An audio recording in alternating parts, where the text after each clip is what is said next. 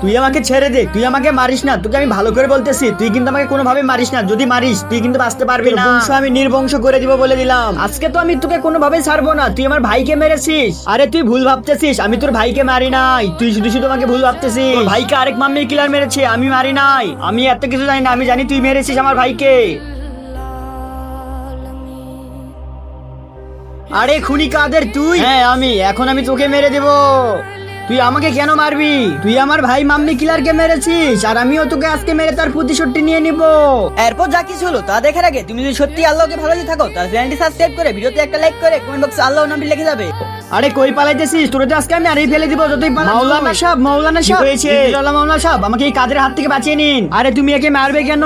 জিঞ্জিরওয়ালা মাওলানা সাহেব, তুমি আমার রাস্তা থেকে সরে যাও, তাছাড়া ভালো হবে না বলে দিলাম, একে তো আমি মারবো। আরে তুমি একে কেন মারবে সেটা তো বলবে।